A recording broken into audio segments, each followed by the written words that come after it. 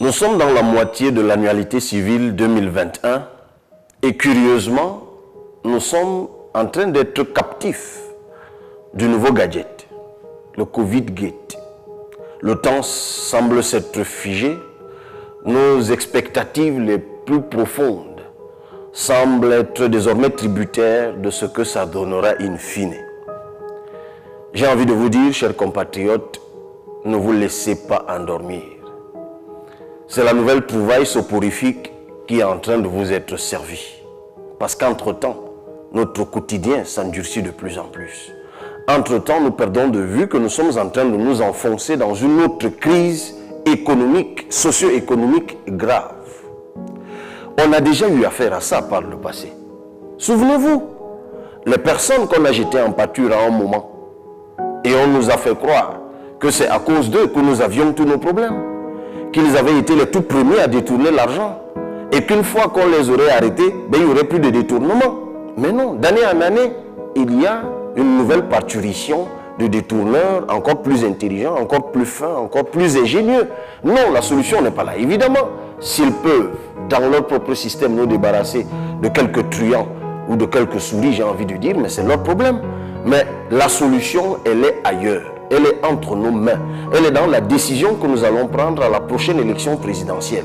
Elle est dans la décision, chers citoyens, que vous allez prendre par votre bulletin de vote pour hisser à la direction de ce pays des gens qui sont mus par l'envie profonde, inextricable de relever, de redresser notre pays et de le porter à la hauteur de nos expectatives communes. Soyez les bienvenus à cette 9e production de notre rendez-vous hebdomadaire. Générique.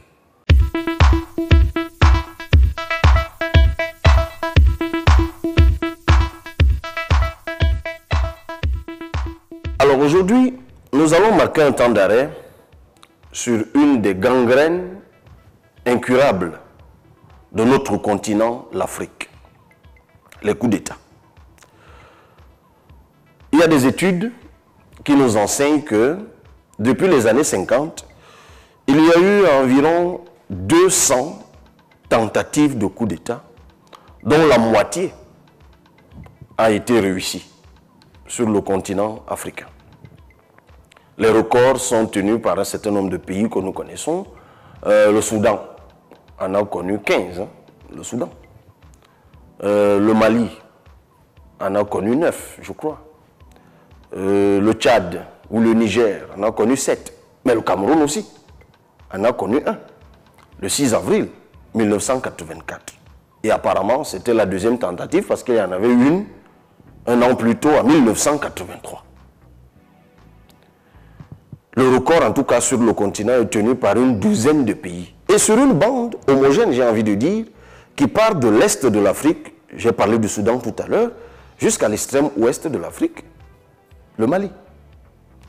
Et puisque je parle du Mali, vous vous rappelez que c'est un pays qui affiche une physionomie, mais j'ai envie de dire une affection, entre guillemets, particulière, mais je le dis la mort dans l'âme, avec les coups d'État.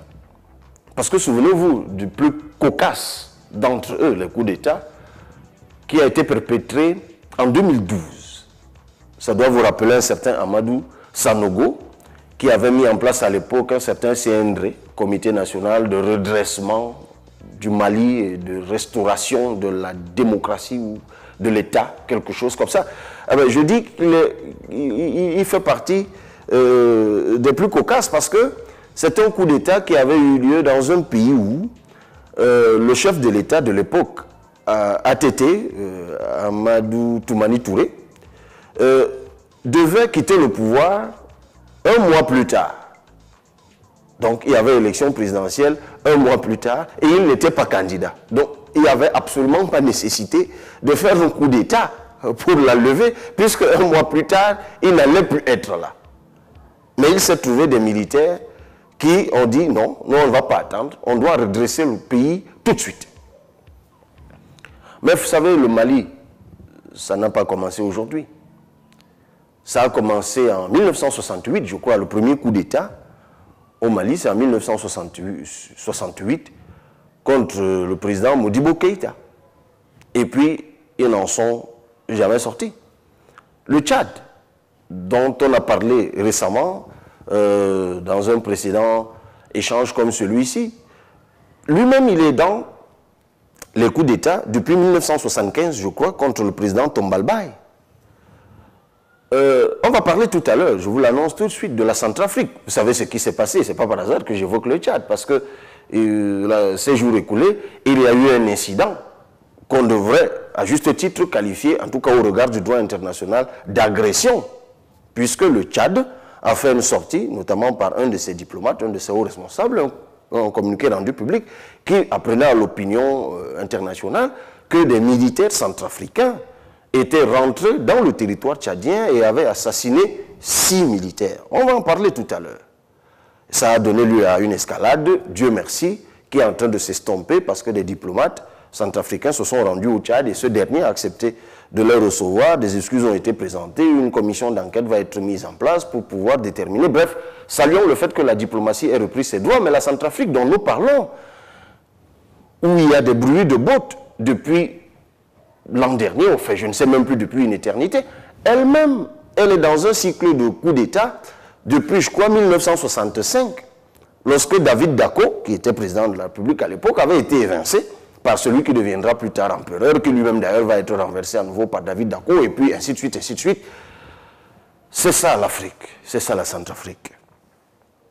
Comment est-ce qu'on peut sortir de tout cela? Est-il possible de sortir de tout cela? Je vous réponds tout de suite par l'affirmative.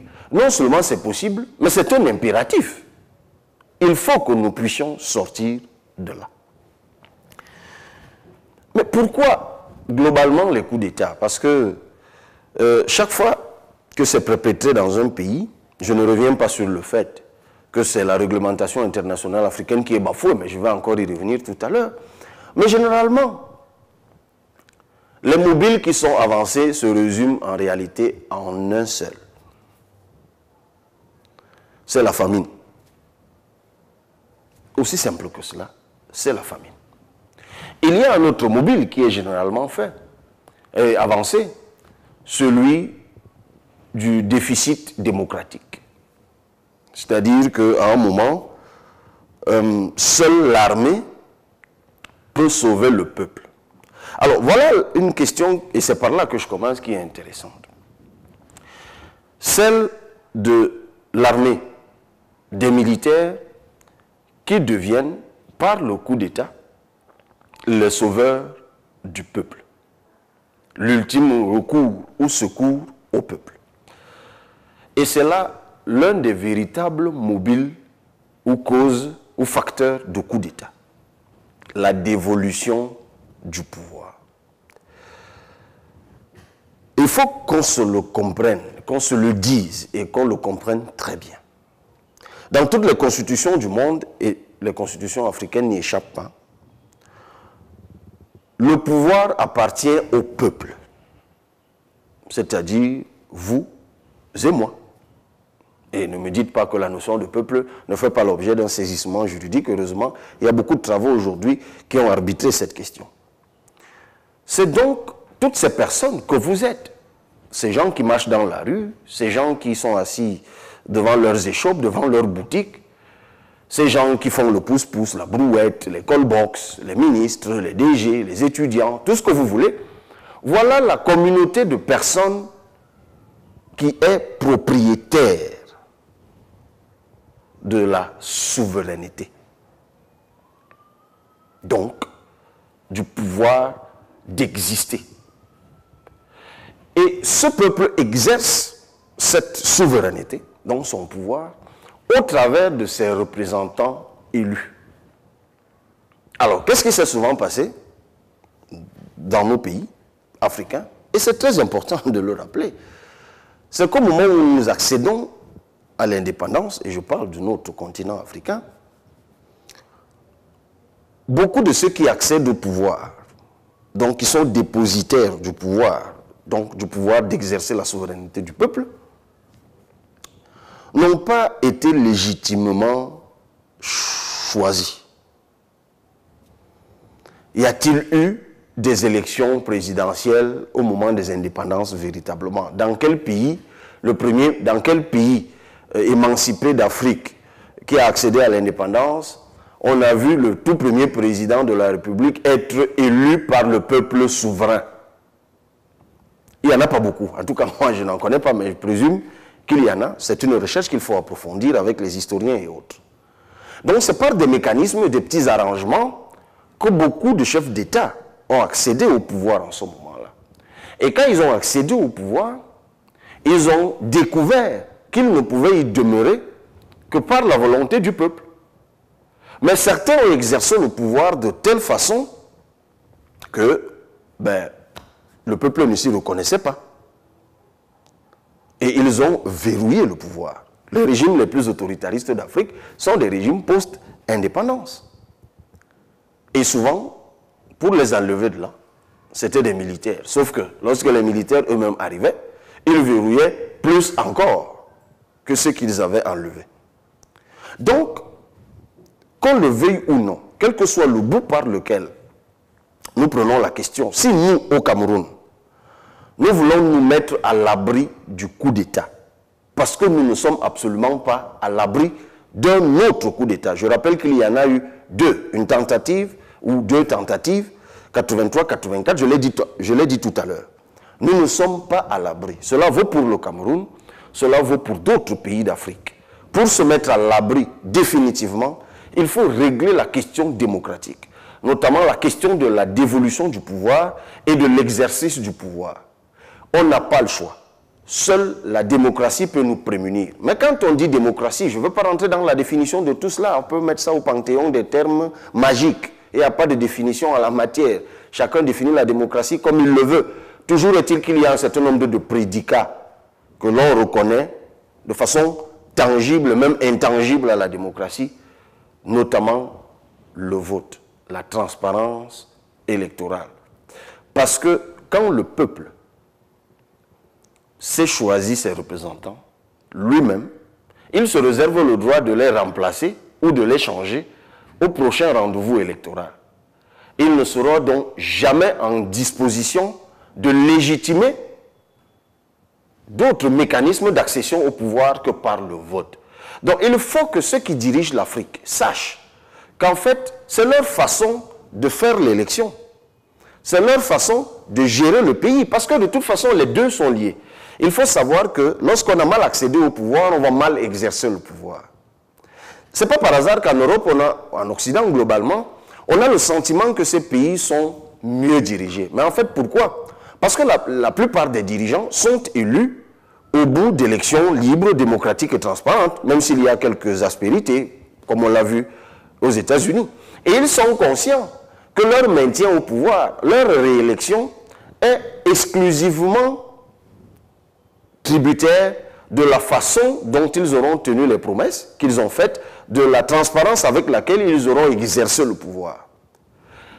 En revanche, lorsque je suis conscient de ce que je ne suis pas président de la République grâce à la volonté du peuple, je ne suis pas député grâce à la volonté du peuple, mais grâce aux fraudes électorales, aux autres magouilles, tripatouillages des textes, cela affecte psychologiquement la façon avec laquelle je vais diriger, je vais exercer le pouvoir, puisque de toute façon, je sais que mon maintien et ma réélection ne dépendent pas du peuple, mais de mes amis qui m'ont aidé à être là où je suis, de la fraude que j'ai intelligemment orchestrée, des textes que j'ai magouillés ou tripatouillés. Résultat des courses, il y a une mauvaise gouvernance, il n'y a pas de reddition des comptes, il y a crise sociale, et puis, à un moment, comme les militaires sont eux-mêmes des citoyens de la société, donc subissent les affres de la malgouvernance, eux, ils sont conscients qu'ils ont des armes, et ils les utilisent pour tenir tout le monde en joue. Le coup d'État est arrivé. Donc, c'est une question très importante. La question de l'élection. Donc, chers compatriotes, comme je le dis toujours, vous savez ce qu'il vous reste à faire. Inscrivons-nous massivement sur les listes électorales. Faisons en sorte que le mal-être qui est en nous ne sédimente pas à un point de constituer le socle sur lequel viendra se poser le prochain coup d'État. Levons-nous et participons. C'est quelque chose de fondamental que j'aimerais partager, que je voulais partager avec vous, ce facteur de coup d'État-là. Mais ça ne s'arrête pas là. Il n'y a pas que la dévolution du pouvoir. J'ai même parlé de l'exercice du pouvoir.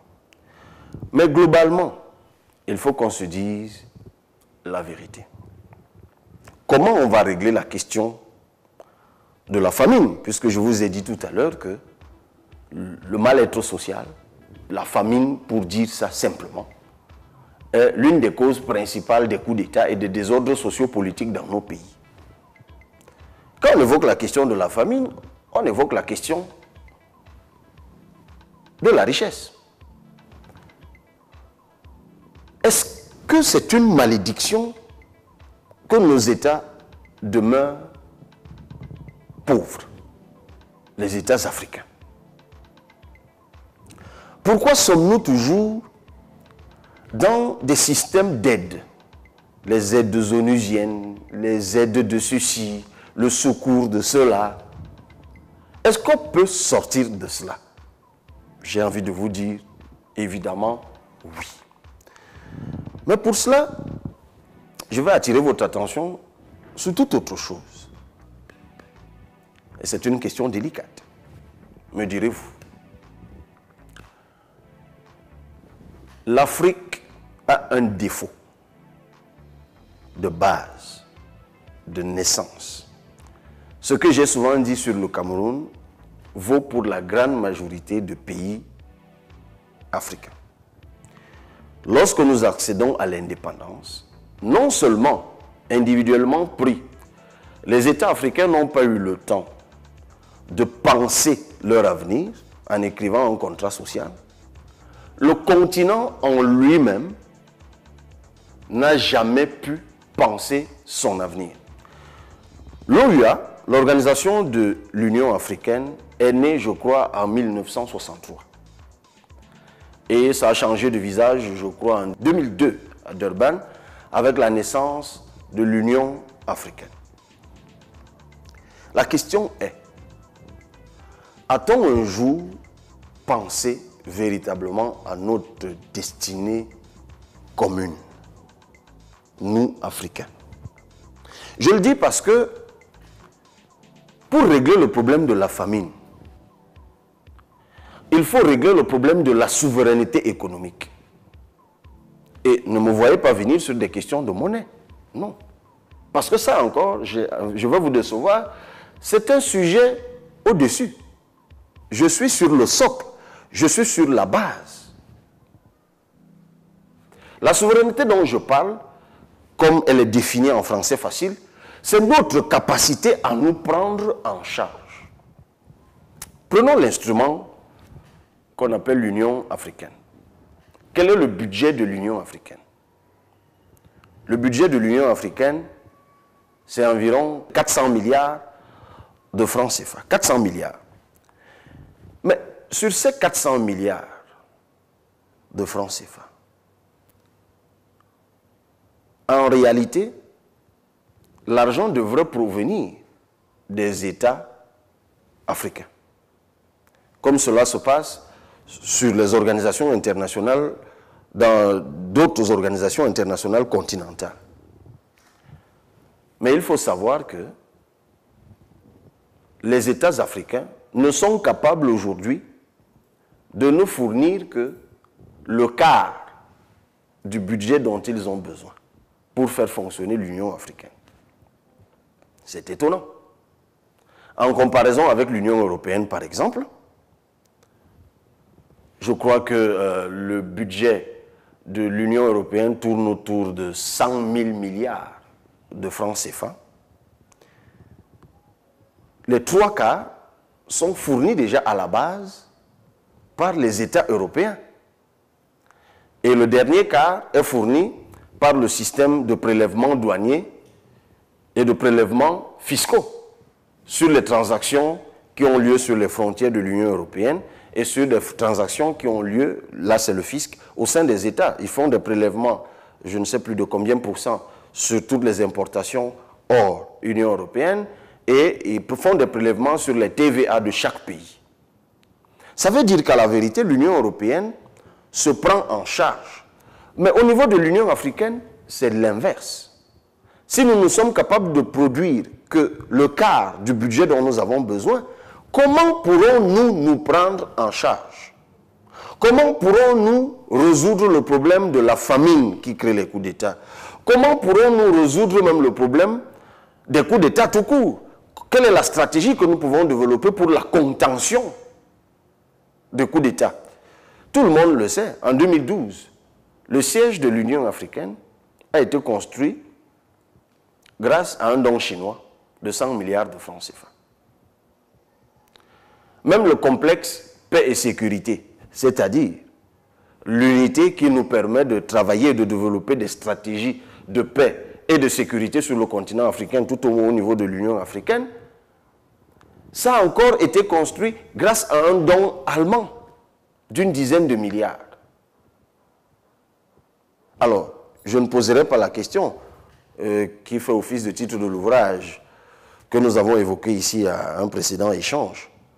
L'Afrique est-elle maudite? Pourquoi sommes-nous incapables de nous prendre en charge pour régler les problèmes de fond? Eh bien, c'est clair. C'est que nous ne nous sommes jamais assis pour penser notre avenir.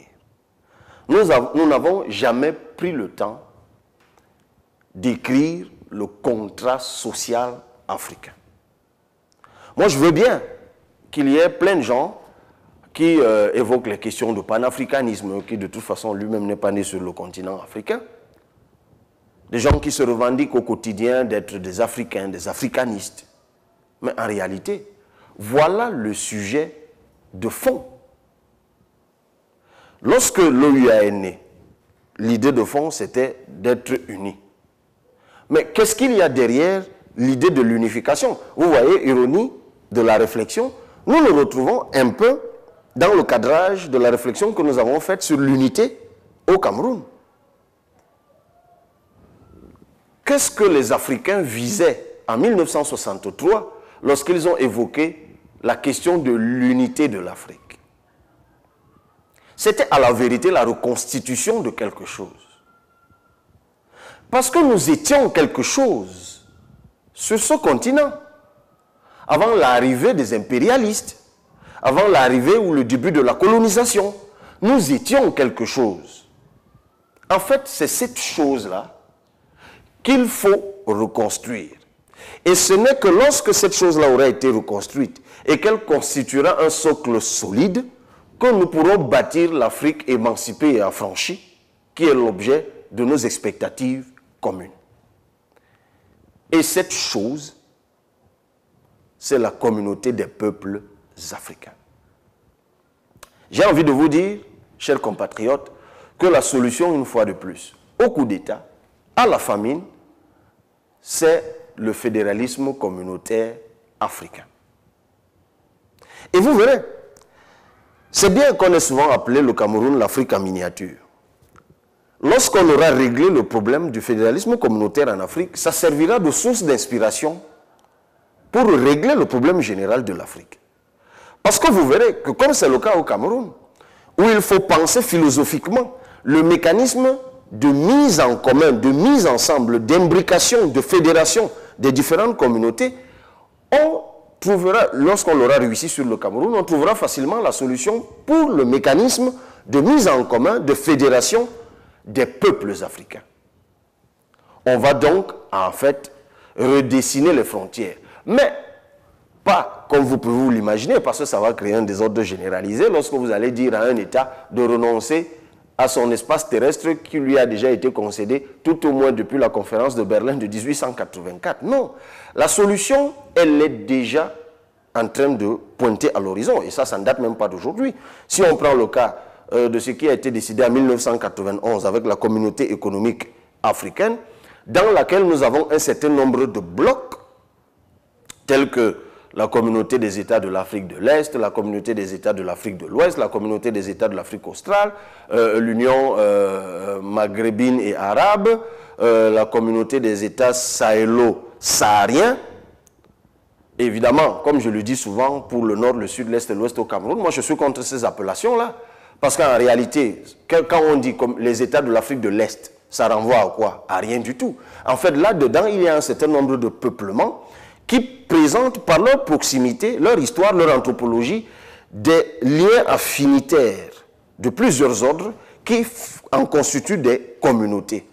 Et lorsque nous allons reconstituer ces liens-là, nous allons redessiner les blocs de peuplements africains, et c'est l'ensemble de ces blocs de peuplements africains qui va donc constituer, tout au moins philosophiquement, la base du fédéralisme communautaire africain, qui nous permettra de reconstruire notre continent. Nous n'aurons donc plus des problèmes comme celui cocasse que nous avons eu, et Dieu merci, nous sommes en train d'en sortir, entre le Tchad et la République centrafricaine. La République centrafricaine, plus de 600 000 km² de territoire, bien plus grand que le Cameroun, sous-sol rempli de diamants, d'or et de pétrole, est en proie à toutes sortes de conflits et de coups d'État depuis des lustres. On pourrait en dire la même chose pour le Tchad. Et d'ailleurs, vous avez des raccourcis faciles, comme ce que nous avons vécu récemment. On vous dit non, derrière il y a l'ombre de la France, il y a l'ombre de la Russie. Mais là encore, c'est un aveu de notre faiblesse et de notre incapacité à nous penser par nous-mêmes. Je n'en dirai pas plus aujourd'hui. C'est un sujet que nous allons davantage approfondir. Mais méditez là-dessus, réfléchissez-y. À notre prochain rendez-vous.